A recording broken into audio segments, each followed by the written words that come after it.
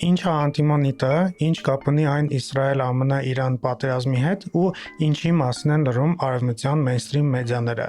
Եկեք միասին վերլուծենք ու փորձենք հասկանալ։ Անտիմոնիտը հազվագյուտ հանքանյութ է, որը օգտագործման շատ լայն շրջանակ ունի, բայց այն հատկապես կարևոր է ռազմարդյունաբերության համար։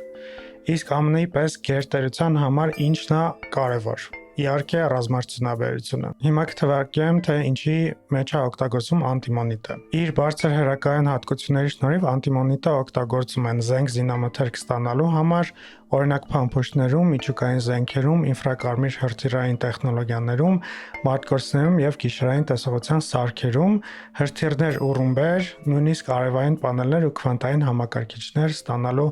համար։ Որ ավելի լավ պատկերացնենք, անտիմոնիտը այնքան կարևոր է, որ մտնում է ԱՄՆ-ի համար կրիտիկական նշանակություն ունեցող top 50 հանքանյութի ցուցակի մեջ։ Այս տարվա մարտ ամսին Իրանը հայտարարել էր, որ երկրի կենտրոնական մասում հայտնաբերել են շուրջ 7 միլիոն տոննա անտիմոնիտ։ Չինաստանը տոտալ գերիշխող դիրք ունի անտիմոնիտի համաշխարհային մատակարարման շղթաներում։ 2024-ին Չինաստանը արտադրել է համաշխարհային անտիմոնիտի 60%-ը, բացի այդ, այլ երկրներում ստացած անտիմոնիտի 80%-ը մշակվում է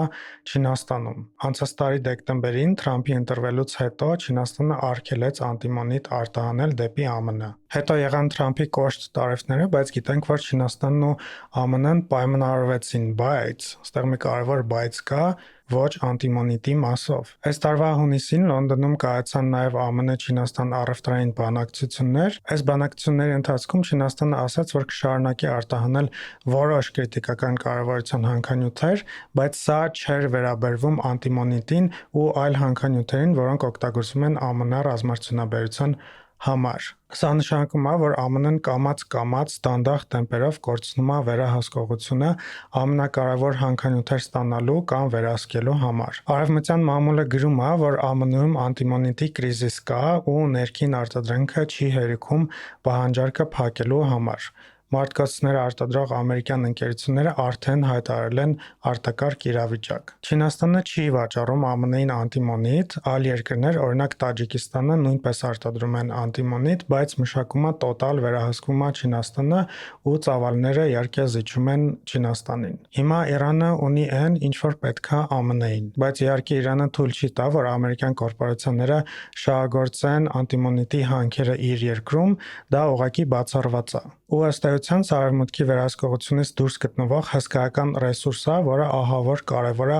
ամերիկյան ռազմարդյունաբերական մեքենայի համար։ Հիշենք, որ 2024-ի հունվարին Իրանը դարձավ BRICS-ի անդամ։ Կարևոր է նշել, որ այս տարվա ապրիլին Կոնգոն BRICS անդամ դառնալու ցանկություն է հայտնել։ Ու ինչի եմ ես հիշում Կոնգոն, որովհետև Կոնգոյում կա մոտ 6 միլիոն տոննա կոբալտ, աշխարհում կոբալտի 70%-ը ստանում են հենց Կոնգոյում ու դրա մեծ մասը մշակում են Չինաստանում։ Կոբալտը նույնպես մտնում է ԱՄՆ-ի համար top 50 ամենակարևոր հանքանյութերի ցուցակ։ Իմիջիայլոց BRICS երկրները ունեն գլոբալ հազվագյուտ հանքանյութերի շուրջ 70%-ը։ Իրանական, չինական անտիմոնիտն ու Կոնգոյի կոբալտը ԱՄՆ-ի համար շատ ցանկալի, բայց վերահսկողությունից դուրս կարևոր ռեսուրսներ են։ Արդեն գիտենք, որ հենց ամերիկյան CIA-ը հաստատել է, որ Իրանը չունի միջուկային զենք ու դեռ երկար չի ստանալու այն, ու իրականում նման նպատակ էլ չունի։ Արդեն գիտենք, որ նույնիսկ իրանական միջուկային օբյեկտներին հարվածները արվել են նախապես զգուշացնելով, Իրանը հասցրել է հարստացած ուրանը տեղափոխել այլ վայր,